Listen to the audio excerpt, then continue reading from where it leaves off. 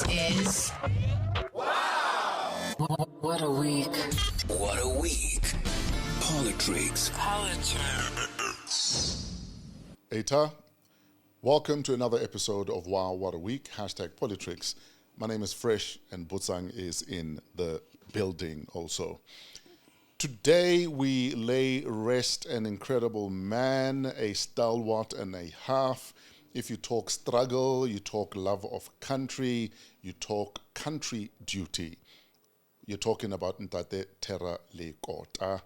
May his soul rest in peace as he's laid to rest today. DIRCO take on the U.S. ambassador with a demarche. What on earth is a demarche? Could it be marching orders, or the two are not related?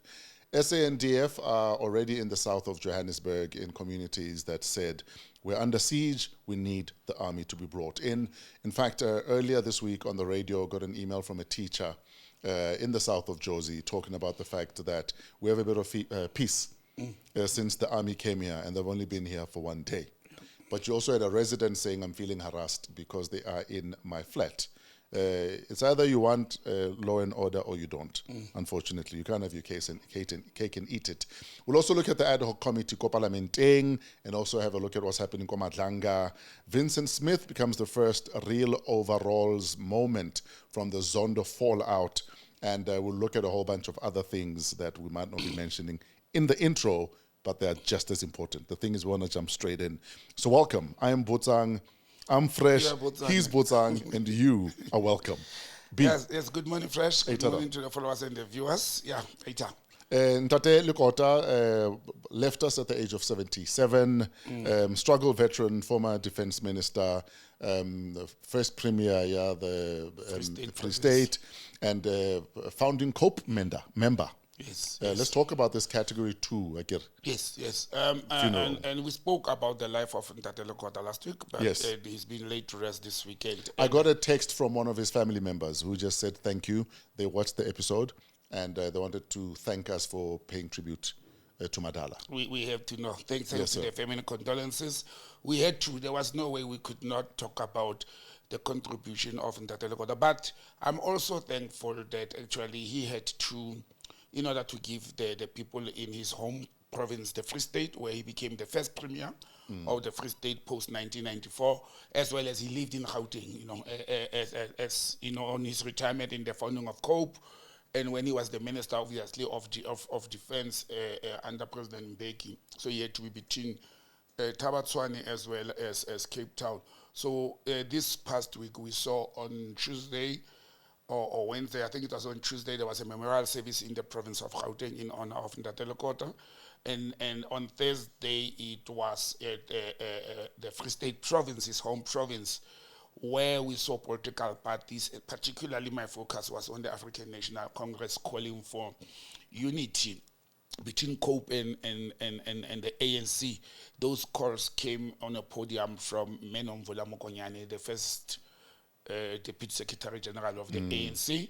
But it's also a calling moment, despite the fact that Ntate Lekota the late had criticized almost everybody, including President Mbeki, that he loved so much, President Zuma, President Ramaphosa. Despite that, I see maturity actually and comradeship for them to decide that he must get a category 2 state. He deserves it. Yes. But one would have thought he was not an ANC member. He had a fallout with the president as recent as last year, and therefore probably will be snapped. But thumbs up to our protocol, chiefs. Thumbs up to the ANC for showing a maturity, and to President Ramaphosa's office for allocating Ntate Lekota such a decent and well-deserved. If there's one politician that has come out of this country, an activist and a politician who have come out of this country, who, I've said it last week, Fresh, I've never seen a man being praised by almost all political parties, even the ones he ditched. In fact, Mama Nomvula spoke about the fact that as much as he might have gone out there to start COPE, he's a comrade through and through. ANC. Yes. But you know what ANC says to all those who left, from the PAC time to UDM to COPE to EFF, as well as to Umkhonto as a party now. They always say they want to welcome them back home into the party. And I think all political parties are struggling at the moment, Fresh. There's no winner, there's no top. Even the DA of the DA, for them to leave opposition benches to go and, go into bed with ANC, it shows that political parties are struggling in South Africa, and they are all the same. There was a statement about ANC COPE merger. What is that? What is that about? Or reuniting? Is it reuniting in mourning, or is it we are going to consume COPE and be one? No. In mourning, they've been united since Ntate Lekota passed on. The last 2 weeks, they've been there. There's no doubt. They've been working together in preparing for the funeral. But that statement was informed by the words of Menomvula Mokonyane to say, in honor of Ntate Lekota, that loved the ANC so much and the ANC loved him, COPE must come back, dissolve and come back to the ANC. For me, politically, I don't think it will be. I don't think COPE should allow, no matter how small a political party is, there is a political reason why Mosiuoa and Mosiuoa Lekota left the ANC, and they mentioned principles. They mentioned how the ANC is no longer the party of the Litulis and the SAPS and what it was meant to be, disrespect of the constitution and the people. Now, my challenge with those calls, I'm for unity. I'm from liberation movement or so-called black political parties uniting. I am for that, to have a unified voice. But if you are going to use the departure of the founding leader of COPE as an opportunity to say, let's unite, you are creating an impression that Ntate Mosiuoa Lekota was the problem. And now that the problem is gone, let's come back to, and that's not the case. Mosiuoa Lekota was not the problem to the ANC. He criticized the ANC while he was inside the ANC, while he was outside the ANC. And you cannot unite because of his departure as if he was a stumbling block. Sure. So is what you're saying then that as much as we might be united in mourning, can we not use this opportunity as a chance to say, come back home? Exactly. Because if he wanted to be home, he would have come back home. Exactly. And if anything, if you want to honor the man in upholding what he stood for. What he stood for, exactly. That's what I'm saying. Yeah. All right. Can we get into politics? Yes, rest in peace to Mosiuoa Terra Lekota. Absolutely. By the way, do you know why was he called Terra? Was it not a soccer name? Yes, the soccer name. He was apparently was a dribbling wizard and a very good striker. I'm one in a Ntate WAW. Yeah. Now we can get into politics, bro. So the Department of International Relations and Cooperation have demarched Leo Brent Bozell III, U.S. Ambassador. Yes, sir. Firstly, what on earth is a demarche? Yeah, I told you on radio during the week that if I knew how to make money, the people who were calling me journalists and saying, what is the meaning of demarche? When the news broke, luckily I was in front of the TV. But what's the meaning of Google? Where was the Google? Yeah, exactly. I was saying, no, but some guy said he Googled, but he wanted me to interpret it. Okay, so clarity. Yes, for speak clarity. Speak to us like we're 5 years old. In a language, yes. That, look, it's simply saying you have been ordered and summoned to the Chief of Protocol of the Republic. Okay. Or the Minister of International Relations. Normally it's to the Chief of Protocol. Okay. You recall when this ambassador arrived about a month ago, he handed his credential. He went to meet the acting Chief of Protocol of the Republic of South Africa, which is Mr. Tlesen Munyela, the former spokesperson of the... Actually, I think he's still the spokesperson. He's just acting Chief of Protocol and International, and Human Resource at DIRCO, Corporate Services. So you hand over the credentials. So whenever there's an engagement in terms of protocol processes between an ambassador or a consul general or a diplomat of one country, or even problems happening in your country, what normally happens is you are not even being called by the Minister of International Relations or the President. You are called in by the Chief of Protocol, because that's the point of entry. That's the point of departure. And there are other things that happens before. So to be demarched to DIRCO or to the State Protocol Office, it's been someone to come and explain yourself, to come and be warned. Sometimes it's just a warning to say, hey, ambassador or Mr. So-and-so of this country, kindly behave. But once the country goes to an extent of even saying, explain yourself, and behave and apologize. Those are the three elements that normally happen. They don't have to all happen. You can just be called to say, can you please resist in conducting yourself in this manner? Or if they call you the second time, they'll be like, but we have told you to resist before, and you are continuing to do that. Well, it's more like in an employment field, one will call it a final warning. Sure. Before they send you packing, which if they send you packing, it means they're expelling you as and this is well defined in the Vienna Convention and for diplomatic immunities and privileges. Now, before Ambassador Bozell III was even in the country, he'd already made it clear what his goal was when he gets here, including getting South Africa to drop the ICC case against Israel, Yes. The genocide case, Yes. Amongst a whole bunch of other things, and also that stop cozying up to the likes of Iran, or as he called them, enemies of America. Enemies of America, yeah. And unfortunately, some of these very enemies he speaks of are countries that do trade with America. Exactly. And him then having a 5-point plan in terms of priorities for South Africa in his first public address is him being right on brand. Before he was even in the country, he told us what he wants. Okay. So why Remakala when he comes to the country and he says what he wants? Well, fresh. And even goes as far as having the audacity to pretty much give the Constitutional Court his middle finger. You see, that was a problem, the last one. But Yes. let me start with what you asked from the beginning. Me and you, we shouldn't be surprised because we warned people when he was announced last year Yes. in March by President Trump that this person is already a problem because of the utterances he has historically made about race and black people in general. Yes. The second part about South Africa in particular before he came here.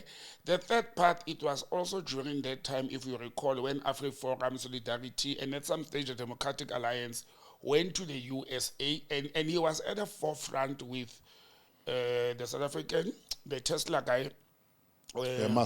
Musk. They were in the forefront of pushing this thing about white genocide Yes. and farmer. While he was still in the US, especially before and after he was announced as the preferred candidate to be President Trump's envoy to Tswane, he continued with that. We allowed it. Then he came to South Africa in February 2026 and hand over the credentials, and he didn't stop. One of the things that I don't know if our viewers are aware that only in the 1 month he has been in the country, he had already done the first mistake, Yes. and he was called to order, and he was not being demarched into DIRCO. So these utterances about the political slogan, kill the Boer, kill the farmer, and the insult and telling a busy news event in Hermanus in Stellenbosch that he doesn't care, the word he used, he doesn't care what the Constitutional Court has decided. And for me, that was the camp. That was the last straw.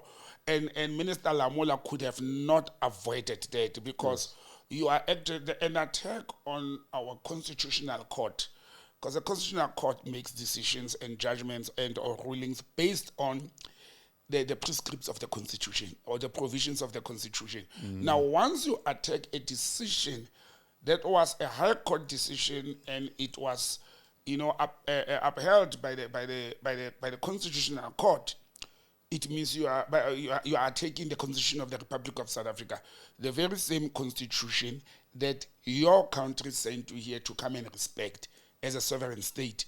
And I think DIRCO was well within its rights to can summon Ambassador Bozell III to come and explain himself. But what I also liked about DIRCO or South Africa is that we showed, normally we are on the fence, we are diplomats, Yes. but in this instance, from a diplomatic point of view, we demonstrated that we can actually have an iron fist and muscle up. Yeah, act as and when you need to. Act as when we need. But still show restraint within that. We demonstrated restraint. And I think also make sure that you do things according to diplomatic expectations. Exactly, not according to emotions. So that no one can look back and say South Africa is being emotional. Yeah. Because I anticipate that this guy will not make it until the end of the year. I also think he won't. I also think he won't behave. I think the apology is just doing it. The damage is done. But the fact that we believe that he's going to put his other foot in his mouth before the end of the year, at least the day he's expelled, DIRCO can look back and say, here is the charge sheet. It's all for the record. So that no one can turn around and say, DIRCO were acting emotionally or out of place. Actually, yes, they can. Actually, fresh other countries, they would have expelled him for attacking the constitutional country, for saying the constitutional court, he doesn't care what it means. And the language used, the language and used that as alone is worthy of an expulsion. It's worthy of an expulsion. If it was a South African ambassador in the US, look at Ambassador Rasool, who was in the US.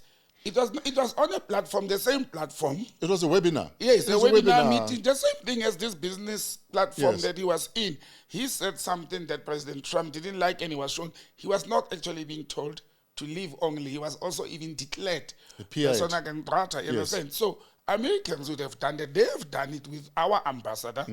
And South Africa has demonstrated political as well as diplomatic maturity by saying, we have verbally warned you a few weeks ago, now you have overstepped, you have come to a point whereby we can expel you from the country, but we are not going to do that. We are going to ask you to apologize and don't ever do that again. So we are in a position where if he commits another diplomatic error or crime of disrespecting the laws, the rules, and the political position, domestic of this country, then we can expel him. Because you can't come and serve as an ambassador in this country, on behalf of your head of state, and you disrespect the rules and the people of the country. Could we argue that the fact that even at a Congress level in the US, they are watching Trump disregard a lot of issues that are unconstitutional and do as he pleases, so why would we expect him to come and respect our constitution when his president is not respecting their constitution? And Fresh, I hope and wish that the Americans with level heads are watching these developments. And with President Trump administration, he has clearly demonstrated, and I think Americans have been like that. It's just that Mr. Trump has put it out there. Yes. They've been disregarding and disrespecting one international laws to domestic laws of other countries, because they are in the forefront of regime changes. Yes. So it means you are disrespected. They are calling people terrorists, oppressors, non-democratic in their own countries. And they will say, you look at what they did with the president of Venezuela, look what they did with Colonel Gaddafi, look what they did with Saddam Hussein, now Iran. They will continue doing it everywhere. So they're disrespecting the sovereignty of a state. Secondly, they're disrespecting international laws, like the United Nations, charter, like the United Nations Security Council resolutions. They just disregard them, and when they go to the Security Council, they veto the decisions and the powers that are there. So that's why I always say the UN is a toothless dog. Before we came on set, there's a resolution that was taken on Thursday at the United Nations. United Nations issued a statement warning Iran to stop bombing the neighboring countries. And Why? The instruction was they must not even attack any of, because Iran has indicated that they are going to attack ports of entries or points that are actually will affect trade, because Israel and America said they're going to bomb their oil wells. And Iran says we will retaliate in a similar fashion. Yes. But because America is that far, we will bomb the oil wells, will bomb the ports of entries, will passages for trade with our neighboring countries that are being used as a springboard by the United States and Israel. And surely, Botsang, I don't care what you think about me, but the minute you start assaulting me, Yes. the person whose shoulder you are sitting on as you assault me Exactly. becomes part of the assault. And in my defending myself, I reserve the right to attack the very people who are assisting you assault me in the first place. I don't think the Islamic Republic of Iran would have attacked the 5 neighboring countries if those neighboring countries did not house the military of the U.S. Absolutely. There are more U.S. military personnel in the Gulf region than any other place on earth. The USA is spending more on military in the Gulf region, and there's one threat for them, and they've mentioned it for the last, 37 or 47 since 1979. Yes. They've mentioned that actually their biggest enemy in the world is Iran. And now these neighbors, they go and they give the U.S. military, and not only giving them military space to can practice or do what, like we have in Botswana next door. We have the old, what you call the Air Force Training Academy and Landing Strip in Botswana. I think Tebe Patso. Yes, Tebe Patso, yes. It's not something like that. There, it's a military presence with armaments facing Iran. Now, that land that is occupied, or that space, whether it's ground space or air space or IT space that is in any of the neighboring Gulf states, it is actually the space. If you look at what is the sovereign space diplomatically, it's actually the space of the U.S. Yes. So those military barracks in Bahrain, in UAE, in Kuwait, it's like an is the extension United of your States. It's of the your extension embassy. of your embassy. Yes. So I don't understand how can the United Nations come with a resolution that says Iran must stop bombing neighboring states. They're not bombing generally neighboring states. If in casualties of war, if it happens, it's collateral damage. Wafa. Yeah, it's a collateral damage. Yeah. If I'm going to give a sniper a room in my house to kill my neighbor, and my neighbor retaliates and try to kill the sniper and accidentally kills my dog or my kids, it's a collateral damage. Because why would I have given that sniper a room? And that's the case in Iran. I may be simplifying, but it's reality. Iran didn't start this war. Iran did not attack neither Israel nor the US. Yes. They were attacked. I mean, in one bombing, over 160 school girls were killed. But even that one, I mean, Trump and J.D. Vance, more Trump, tried to make it about, no, it was friendly fire from Iran. Iran bombed their own people. Yeah. And then evidence was provided that it was a Tomahawk missile. Yes. That's an American issue missile. Yes. And then the response was, yeah, you see, we sell Tomahawks to a whole bunch of other people. But every investigation kept pointing back to the U.S. To the U.S., yes. It's them. Even if they sell it to a whole bunch of people, but it's them who sold those arms to those people. Yes. And why would you want to blame the victim? Because Iran is the victim here. And says they are killing their own people. Even during some Iran investigations before this war, which is 14, 15 days old now, there were findings inside Iran that there were Mossad, which is Israel intelligence body, who were found infiltrating, influencing, arming Iranians to rebel against or revolt. So they were stoking the fire. They were stoking the fire so that they should come in and say, we are in here to come and defend your own people that you are busy killing. While it's them who does that. But, you know, for some of us who know politics and geopolitics, we know that America has been doing that all over. It's not a new thing that they will come and cause a fight in any other province of South Africa. And then when the government responds or retaliates, they will say, but South Africa is killing their own people, so let's go and bomb South Africa. That's how they stimulate their economy. And that's why at the moment, America is very worried. Because for the very first time, they have met a serious resistance that they never expected. Yes. And Iran became very smart with this. They went primarily for military bases, then they went for economic sectors. You understand? The airports, the harbors. Just yesterday morning, they destroyed 2 oil tanks inside Iraq. That was Iran. And when asked, their foreign minister said, those oil tanks are actually part of funding the Israel and American military. And it's actually oil tanks inside Iran, but they belong to the American economy. So this is an economic war. And control of the Middle East. I think this war is going to last for a very long time. But thumbs up to South Africa. I just hope President Trump, with his 5-point plan, the 5-point plan you mentioned, it's not Bozell's plan actually. It was Trump's instruction to say, go to South Africa. These are the things I want you to do. So part of the plan is don't be friends with our enemies. Yes, don't be friends with China and Iran and Brazil. And not Russia. Brazil and Russia, yes. And I think one of them was also, can you do something about rural security? Yes. In essence, it's can you look after farmers After because they're being farmers, murdered? yes. But we've seen the statistics. Statistics don't lie. Yeah. Crime is affecting every single one of us. But if we were to protect anyone right now, it is black males who are bearing the brunt of the violence in this country. In this country than any other person. It's people in townships. Yes. And yes, also soft targets in rural areas and farming communities. Exactly. But if you're not talking about prioritizing things or rejigging where you deploy people, then you need to start where the most crime is happening. Exactly. And unfortunately, it's in urban areas. It's in urban areas, it's in townships, it's in suburban areas. Yes. And they even added, then they talked about our relationship in BRICS. Yes. To say BRICS plan is to de-dollarize that. So what's wrong? So what's the problem with that? What's the problem with that when you want to divorce the dollar and deal with the BRICS currency?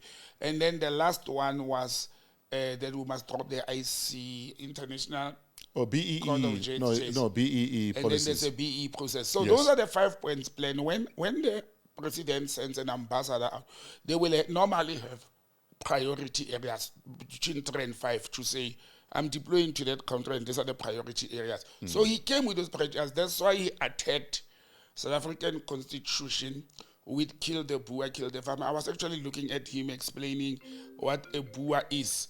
And I'm like, he is so informed, he even can explain a Boer that is a white farmer and all those things. And then the Constitutional Court had said there's nothing wrong in singing slogans like kill the Boer, kill the farmer, one settler, one bullet during political rallies and engagements. That's an old decision of our own Constitutional Court. We cannot be told by a foreigner that we should commemorate and or celebrate our history that was very painful in a selective manner. They are not saying anything about South Africa still having the apartheid museum. Yes. They are not saying anything about streets and statues of Verwoerd and the polos in the middle of Tshwane still being hanging and overseeing us. They're not saying anything about it. They're not saying anything about President Ramaphosa and his predecessors still sitting at Unirebo Union Building, which became the Union Building because of the unification of the two colonial settler countries, reaching an agreement, and they call it the Union Building because of the former Transvaal and the with the Free State and then the Cape. They are not saying anything about it. So they want to force our country to preserve and protect, commemorate and celebrate white history, whether it was good or bad, it's immaterial. And the apartheid legacy. While when we do our liberation movement, it's like telling us that, for example, the PAC must never commemorate the Langa massacre or the Shaping massacre.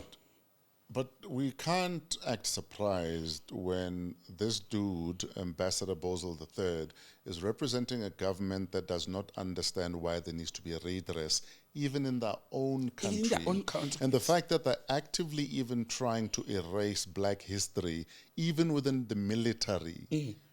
So if that's the government he's coming from, why would he think he'd care about black history, the plight of black people, redressing the ills of the past? And yes, BEE is not perfect. Yes, BEE has been abused by people with big names, fronting for people with big pockets. But it's not to say we should stop trying to fix the wrongs of the past.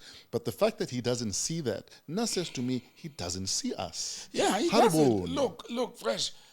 For example, you mentioned correctly that BE may have benefited a few hand of black people, but that's our internal problem. Yes. We will deal with it. It can be dealt with. And issues like the Madlanga Commission, the committees, the zondos, there is part of our attempts as a country to address those challenges. Yeah, but allow us to work on ourselves. Allow us to work on our own issues. And BE is not excluding white people. Exactly. It is actually saying, let us help this child who didn't start the race from the same position to come and catch up with the other one. And those same policies are probably benefiting Caucasian women more than pre-94. Actually, I wish somebody in the diplomatic cycles of South Africa could tell this Bozell guy that, do you know that white Afrikaners, specifically women, who were oppressed during apartheid by their own husbands, brothers, and white males, feel free now and have equal opportunities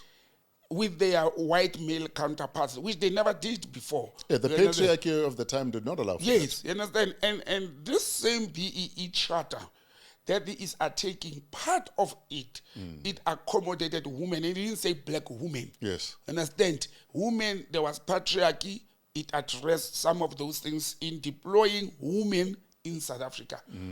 How many women white judges did you have in South Africa? Legal judges did you have in South Africa before 1994? Probably one or two. Yeah. And it is because of this charter and this constitution that we have, which we have a problem with and we are addressing it, that even white previously disadvantaged people are benefiting from this process. But you know what? Thumbs up to DIRCO, thumbs up to Minister Lamola and President Ramaphosa for staying quiet, put, and the economic freedom fighters, correctly so, as the opposition has actually called for the portfolio committee in Parliament on international relations to sit and come and explain why this man is still in the country. So the EFF has adopted. I'm with the EFF on that one. And actually, both the opposition, the EFF and Mkhonto, they've adopted a very strong position to say, why is he still here? Sure. After the attack on the constitution, they want the portfolio committee to ask Lamola and DIRCO, why did you still actually demarche him and not expel him?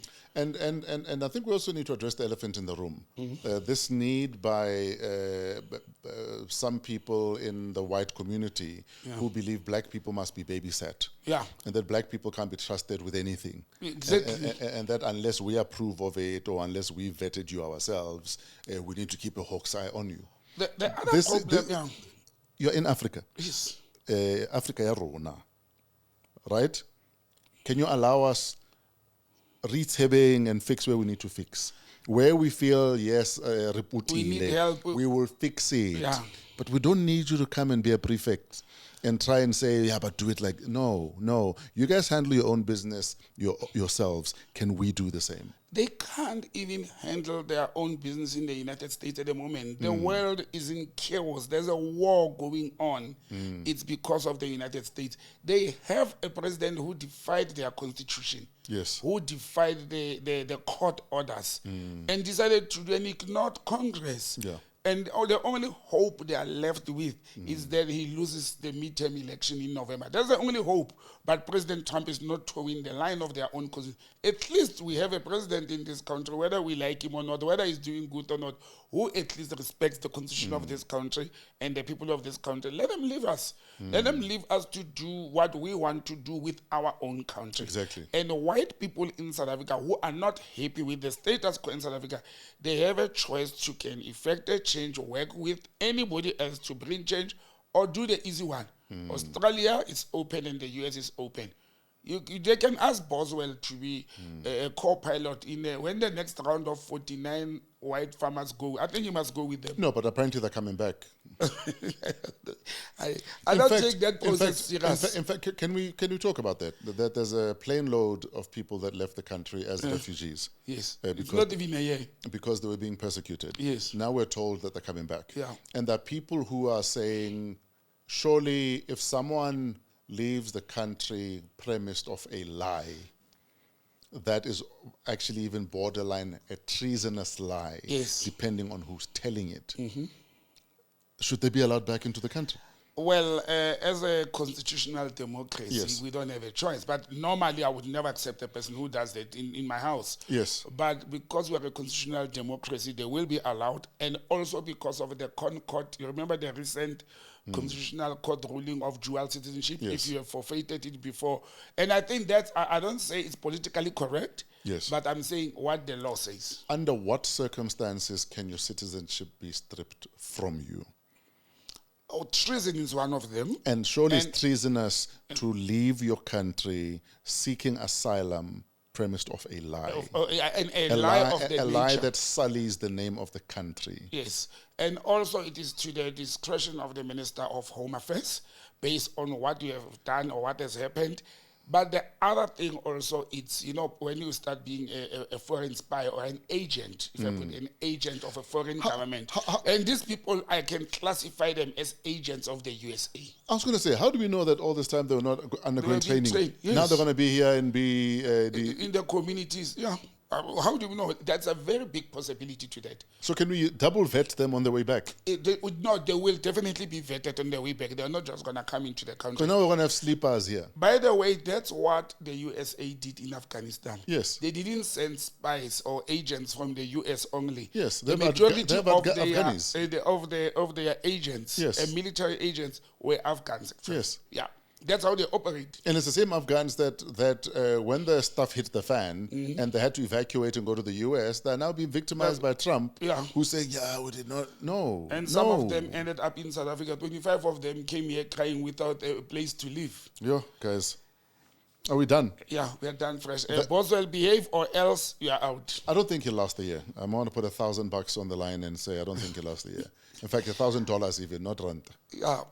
I don't think he'll last a year. No, I don't think he's going to last. The mouth, unfortunately, is a very wet, slippery place, and tongues will do that, and feet will slip into mouths. But again, if he misbehaves, that's where we will remind the world that South Africans, no matter the challenges, we can rise to the occasion. Yes. Whether it's in sports, whether it's in politics, whether it's in diplomacy or what, we showed during apartheid, even when the apartheid regime was sponsored by the US, by the British, we stood against them and we became victorious at the end. We crumbled apartheid without the help of Britain and the US. We did. Absolutely. The superpowers were behind the apartheid regime, but we stood fast by all means necessary, in all fronts, whether it was cultural, consumer, military, we stood firm. And then you want to complain and say, but why are you friends with Cuba and Russia? Cuba and Russia were there when you were not. Exactly. You were not there. Cuba and Russia were there. I always make example to say all the British companies, all the American companies, the Ford, the Coca-Colas, the BPs, they were in South Africa operating normally, funding, arming the South African government. When countries like the Scandinavian countries, the Swiss, you understand, the Russians and many other countries sacrificed. You know how I always make an example with the Swedish Volvo. How Volvo suffered. Volvo used to be big in South Africa in the 60s and 70s.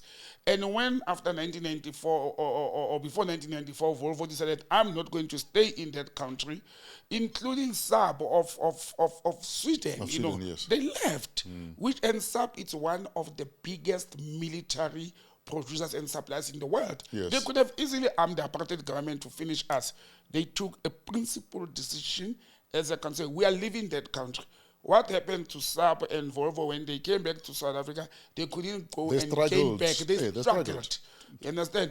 And who makes Pepsi Cola? Is it the Americans or is it Korean? Pepsi, I don't know where does it come from. I don't know if it's a Pepsi Cola. I'm not sure. Yeah. Did you see how Pepsi struggled to come back? Pepsi sacrificed. They left South Africa in 1978-79.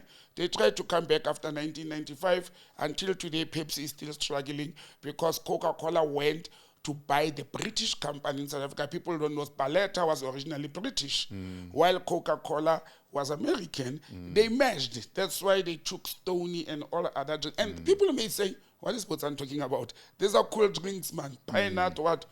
That was the groovy. Because it before it was Sparletta, it was actually groovy. It was groovy, yes. So the name, the generic name for a cool drink, groovy. The groovy, yeah. But it actually comes from the brand name Groovy. Yes. So Groovy came as a ginger beer, yeah, as a Sparletta, and as I think as a pine drink. There was a pine drink, yes. Yeah, which later became Sparletta. Yes. Now you know where the name Groovy comes from. If your mother or your grandmother asked for Groovy.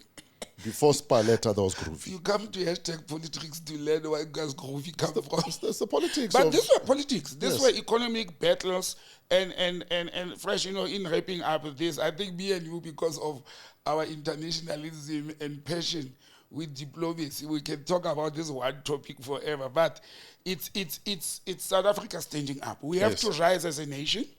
And again, I'm one of the people who say, I wish he was chucked out But I think DIRCO did very well to take this step and stop here. Yes. We are building a case. Let's talk about the South African National Defence Force. They've been deployed into certain communities in Johannesburg, Yes, including Rivoli. And in fact, we got an email on the radio show on Thursday, Yes. from a Rivoli teacher who says that we had peace. Where this thing has been out of control, not even the police could deal with the gangsterism and the drugs on the street. And today is a day of peace for all of us in Rivoli. So thank you, SANDF. Yes. But there was also a clip of a guy, I think it was in the evening news on Wednesday, saying that they were busy searching his flat and he felt like he was being harassed or yes. being victimized. Yeah. And for me, it's a case of you're damned if you do, you're damned if you don't. We complain when there's no law enforcement, when there's no police presence. And there's no now that they're security. there, now that they're there, you're the first one to say, yeah, but don't search me. But Fresh, a person, when we are in a society or a community that is infested with drugs Yeah.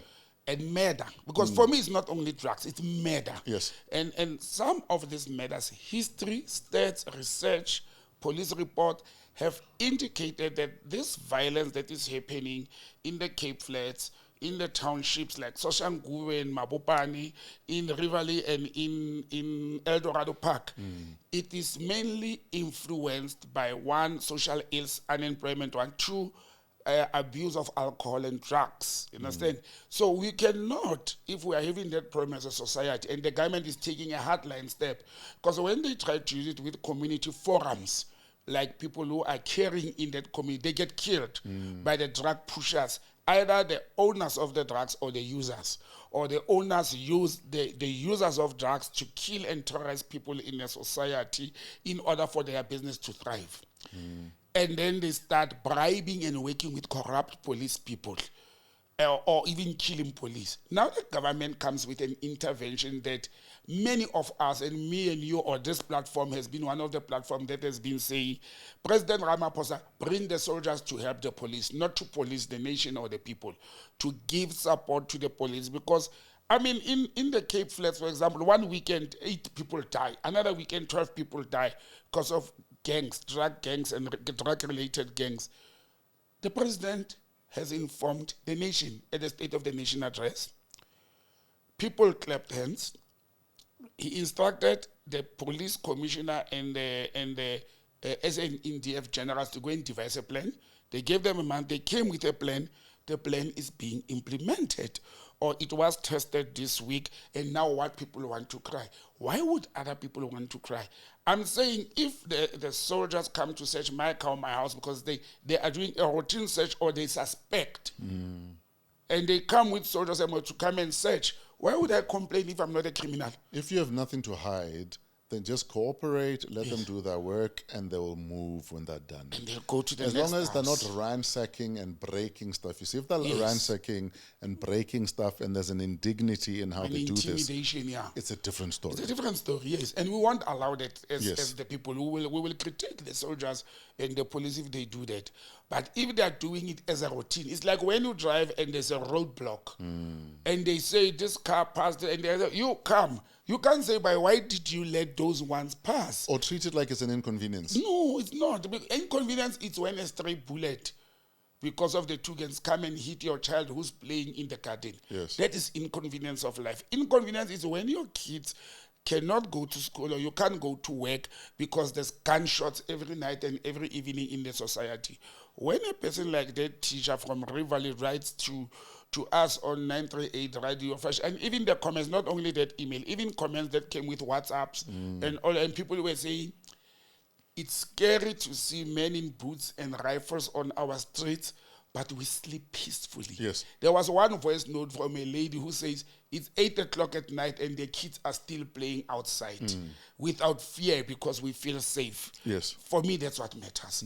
And I think also it was unfortunate that during the course of this week, the Democratic Alliance leader, who is the chairperson of the Parliamentary Portfolio Committee on Police, has summoned South African National Defence Force and the Minister of Police and the Commissioner to come and explain. Was this Ian Cameron? Yes, Ian Cameron, to Yes. come and explain or the modus operandi, the budget, how are they going to do this thing? Where was Cameroon when these people devised an operational plan that the president had ordered them to do? And then he questions that the president did not get parliamentary approval. But I want to simply say, this is not a normal deployment of the soldiers to do the police work. It is the deployment of the soldiers to back up the police so that the police can do their work. That's how it's defined. And I have referred many people to say President Ramaphosa used, a section 201, subsection 2 of the Constitution of the country to say, if you read paragraph A to C of subsection 2 of section 201 of the Constitution, there are 4 elements that are being defined and or described there where the head of state can deploy the army as the commander-in-chief inside the country for domestic purpose. And it's very clearly defined. And I think President Ramaphosa used that. I don't think the DA wants to embark on a route, really, when we are fighting horrific crimes of murder. They want to embark on a legislative and or judicial route to question if President Ramaphosa acted properly. Especially if you are members of the same government of national unity. The DA, have a meeting. Why can't your leader and... why can't Steve Hazen and Ramza go and dance and have a drink and talk? How did you arrive there? Exactly. They are the leaders of the GNU. They are number one and number 2. Comrade, these are my concerns here. Can we discuss it? Exactly. I mean, he is the chairperson of a portfolio committee on security or police. I think it's so easy for him to can call Minister Kashalia as the minister or his other counterpart and say, let's meet and talk and discuss this thing while the lives are being saved out there.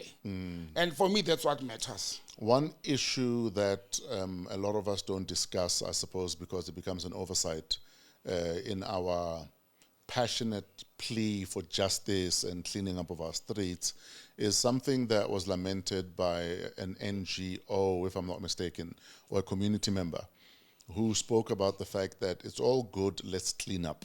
It's all good, let's shut down the lollipop lounges and where these kids are doing drugs. But can we also have social workers on standby? Because as much as you are arresting drug dealers, you're pushing them out of the community, you're shutting down the drug dens and the lollipop lounges, you're now forcing people who might be addicted to a level that needs intervention to go cold turkey. That is also a time bomb that you don't want to have on your hands. Because now you've got people who've gone cold turkey in the communities. Yes. And all they want is a fix. Yeah, but people are going to ask, what is Fresh talking about? What is cold turkey? Cold turkey is, I do drugs every single day, and then tomorrow there's 0 drugs. Yes. That in itself is dangerous for you. Very dangerous. So I think it's important to make sure that within those communities, we also make sure that there are social workers and people who can assist people who might be that addicted, that they need an intervention. It's the same as any other addiction. Yes. I'm a black coffee addict. Very strong black coffee. I also love black coffee. He's a great DJ. He turned 50 on Wednesday. So happy birthday, Black Coffee. Oh, Carry on. His birthday? Yeah, Black Coffee turned 50 on Wednesday, yes. Oh, he's old. I thought he came fun. No, Black Coffee is 50. Oh, congratulations. But Ready cohort. I was talking about coffee that I drink that I didn't get today because Kelly is not here. I'm talking about coffee that I drink. Scientists have said if you are an addict of coffee like Bozell, you can't just wake up and drop it. You must slowly push it out, reduce the quantities. If you are drinking it every day, make it every other day. The birth of the South African or the Tswane famous drug called Nyaupe, what caused that? When the police in Pretoria, especially Pretoria North, Soshanguve and Mabopane yesterday, they fought the battle against people who were distributing drugs in those areas and pushed them out. The people that you talk about to say they went into cold turkey. Yes. So what these youngsters did, then they decided to find a solution. They became scientists and they developed a drug called Nyaupe. A lot of people don't know that Nyaupe was invented actually in Mabopane, Pretoria, South Africa. Yes. So they became creative to mix battery cell with this and that, and they created this concoction called Nyaupe. And it is because when the drug sellers, they were pushed out, exactly what you are saying with this NGO. People became desperate. Social services, health, people became desperate and they went for desperate measures. So what you need to do when you cancel a person, you have to bring all role players into place. So the country is going to need social work services, health services in the communities where the police and the soldiers are going to successfully drive drug dealers out. Because then we don't want to end up with cold turkeys, as you say.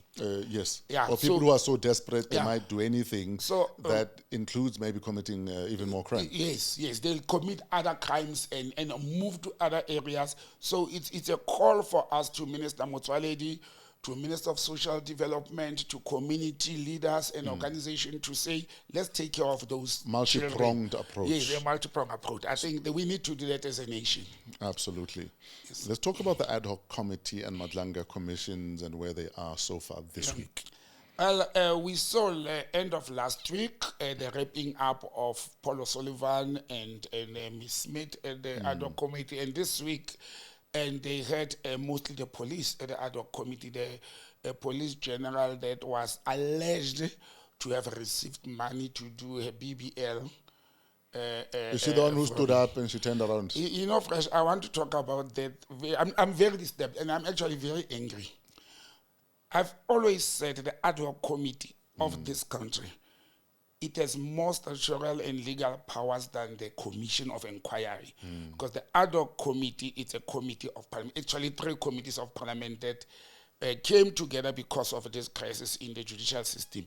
Now, you find 10 or 12 men and women who are lawmakers, MPs, spending 4 hours discussing the artificial bumps of a lady, to an extent of them even asking her to rise in parliament and turn around and show the whole, not nation, the world, how her artificial bumps look alike because they are a center of discussion. How did we arrive at that? But it's evidence. No, fresh, no. I disagree. That's What's evidence? The next thing you're going to say, she must take off her pants. But that's the smoking bomb. Sorry, the smoking gun. The BBL is a smoking gun. So we must present the gun. Why did we have to be tormented and put through looking at that woman giggling, a whole police general giggling and showing off her bums, picking up her jacket up, turning around, and all those MP men who actually, I think in my position, there was an element of disrespect, with the exception of Saul. It's from Patriotic Alliance, who said because he's a Christian, he's a man with many holes, he had to look somewhere when that woman started demonstrating her bums in parliament. He said, it's the only one. Everybody was laughing. And actually, the Action SA leader, James, and Miss Kusela Di Kosangweni now, those 2 ladies stood up and said, but guys, is this necessary that we ask this lady to demonstrate her bum? Guys, we're in parliament. Because it's of no consequence whether or not you saw the evidence. Yeah, what difference will it make to so? Now we saw her bums are extended and she considered that, but she said she paid for her bums. But was it a good BBL at least? Not in my view. I think she must go and claim her money back. Not in my view, but I'm not there to judge. I was irritated actually. I was asking for a friend. Okay, yeah. No, you should have not asked me.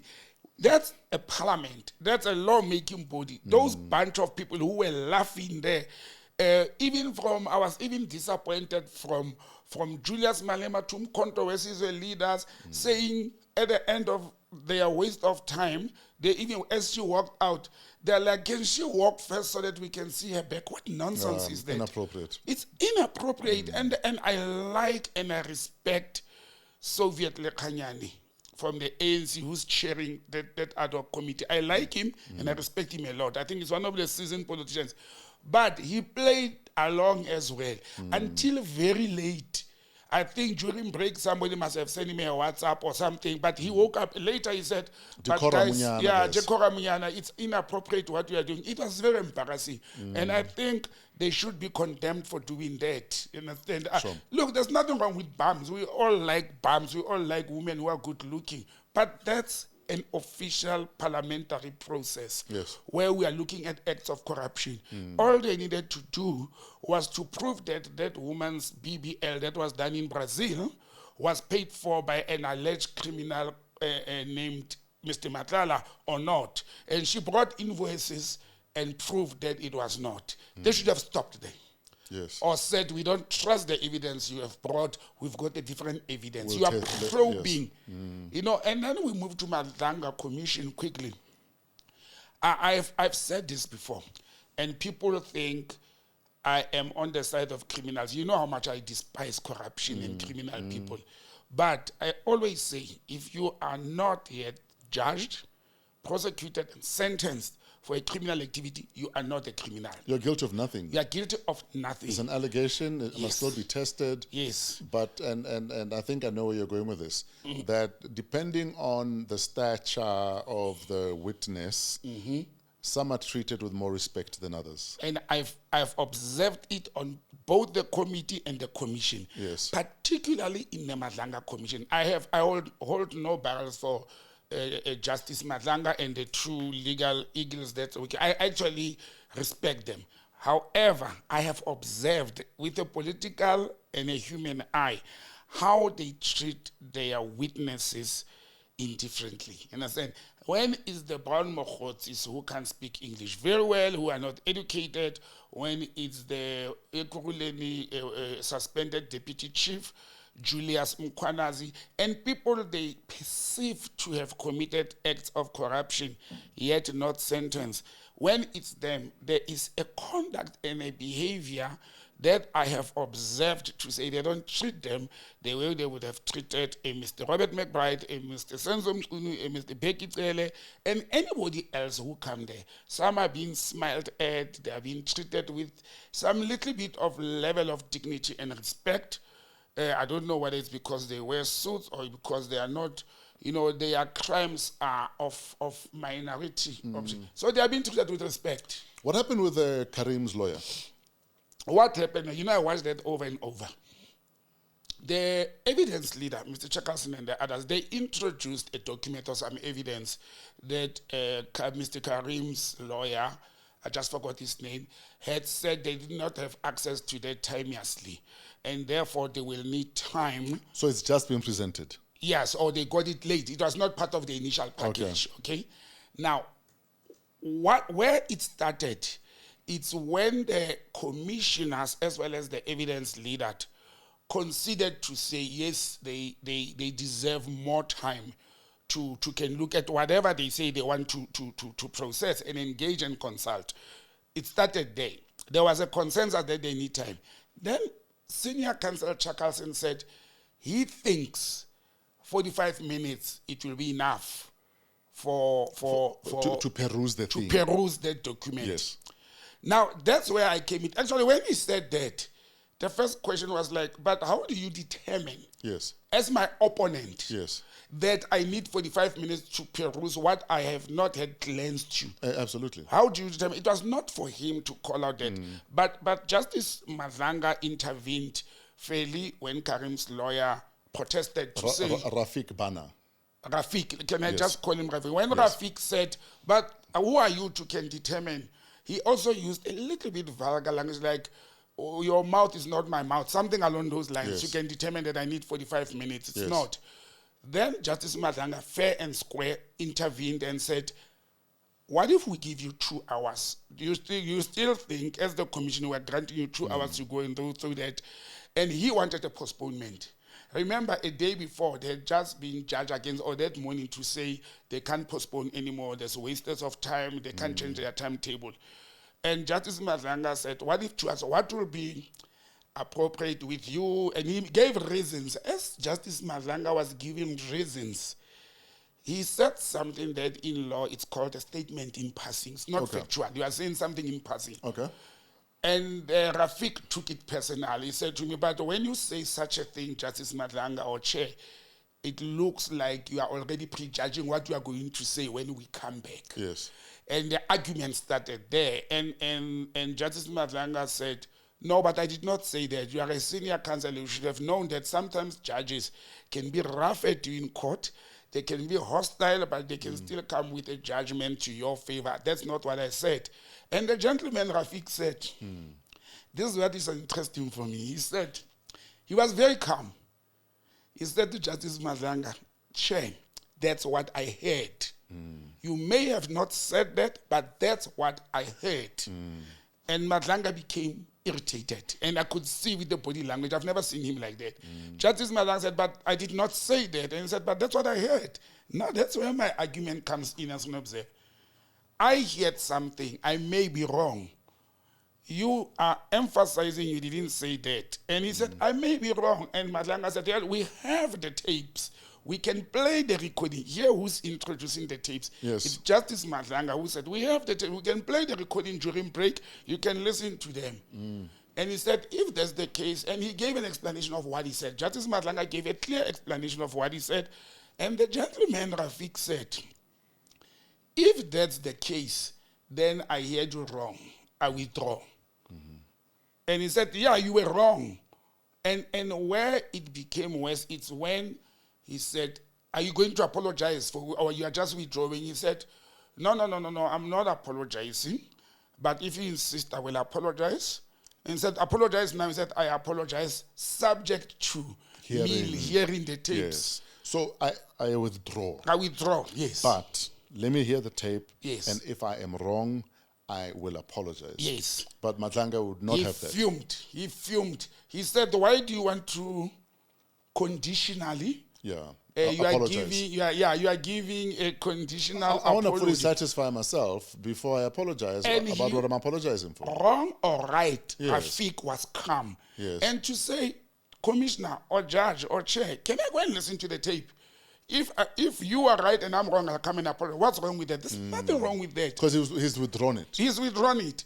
But Justice Madlanga, in my view and opinion, he failed to restrain himself. He was very irritated. He went to an extent of even saying, you are not only wrong, I can even say it raw or something like that. You are lying. And judges and courts don't allow us to use the word lying. Understand? You are not telling the truth. So it became very heated there. But I saw the nation divided. And 90-10, I was part of the 10. To say, no, that lawyer is arrogant. It's not fresh. You are there to defend your client. You will use anything under the sun to defend your client. And I wonder the day Paul O'Sullivan goes to Madlanga Commission, I want to see how he's going to behave himself being a white racist person in front of a full bench of commissioners who are black. I want to see if Paul O'Sullivan will conduct himself in front of the Madlanga Commission the way he conducted himself in front of a parliament. Yes. And how is Justice Madlanga going to react to that? But I think, look, these people are getting tired. More and more information is coming out. More and more shocking information is coming out. Because this irritation and this, what caused the debate and the argument mainly, it's when Senior Counsel Chakalson in the Madlanga Commission was probing Karim regarding his financial transaction with Mr. Maumela. You understand? It came at that time because for me it looked like Karim is throwing Maumela under the bus and he has started singing. And people wanted to disrupt that. That is my observation. They didn't want to disrupt that. And then I asked a question. Who is actually behind this whole thing fresh? And I'm saying it to you and to the viewers. One day we are going to wake up and hear that this whole capture and corruption in the police, the judiciary, the justice system and all that, there's bigger names up there. It is not the Ket Matalas of this. It is not only the alleged Karims and Moma. There's bigger fishes. Yes. I can tell you already, this thing is bigger than we thought. We're talking billions exchanging hands. Illegally, police, ministers, generals, business people, politicians, everybody. And then you can see where the tension comes from. Imagine if one of these witnesses can wake up one day and say, I gave money to justice so and so. Imagine if we can arrive there. And I see that coming. Wait until Ket Matlala sits on the chair, and I hope they don't do anything to Vusimusi Ket Matlala before he comes and testifies and tell us as a nation what is going on here. Yes. Because in Botzang's opinion, a lot is going on. This is not just a simple crime. Mark my words, you will remember this day. We are running out of time. Yes, sir. In closing, Yes. Vincent Smith. Yes. Who is he And why is it a big deal that he reached a plea bargain and he's going to jail? What has Vincent Smith done? Mr. Vincent Smith, one is an ANC senior politician. Okay. He was a chairperson. Habamukuba, was he not expelled? No. I don't remember Abamukuba. I Okay. don't. He was a chairperson of one of the parliamentary portfolio committees. Yes. He was removed from that position. I don't know if he's expelled from the ANC, but he was removed from that position when allegations surfaced with more material evidence that he actually lied under oath. He was one of the people who were entrusted with a committee that oversaw anti-corruption and, police and all those things in the country.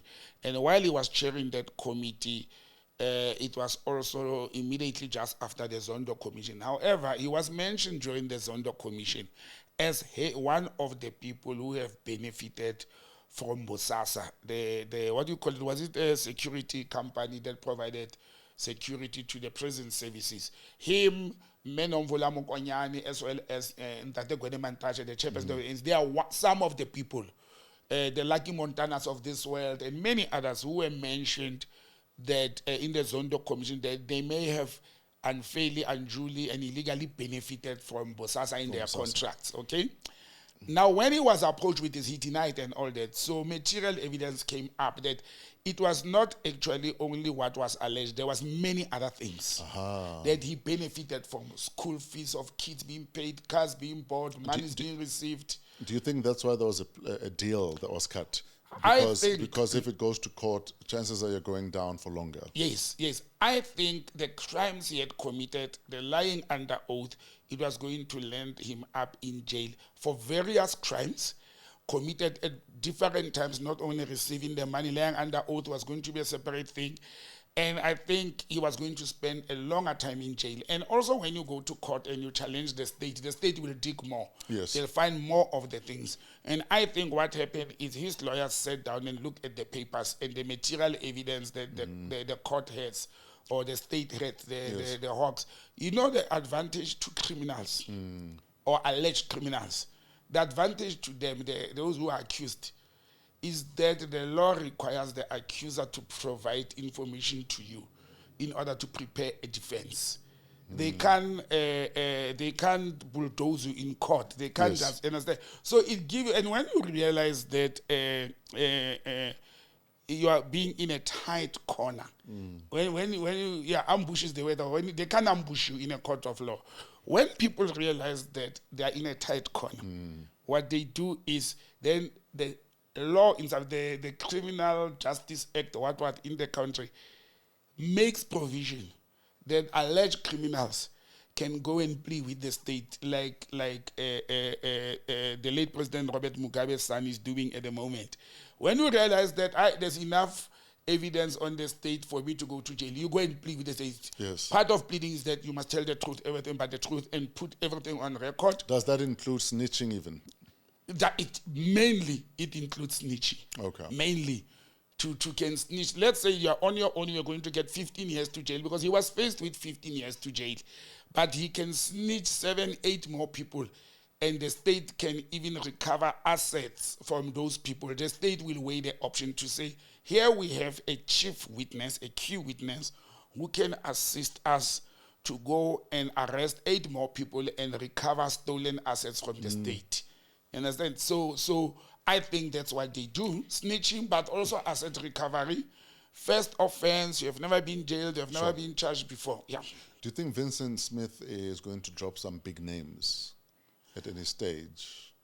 I don't think he's going to drop big names. You see, the other thing that he may do, because these things happened before the formation of Umkhonto weSizwe, some of the people may have moved from the ANC to Umkhonto weSizwe. He may snitch those people because they're in the opposition, but he won't mention the names. He may give the SIU or the Hawks a lead to the big names. I don't think he's going to stand up in court and mention names, and he's going to fear for his life. Yes. And he's going to prison, or he's already in prison physically.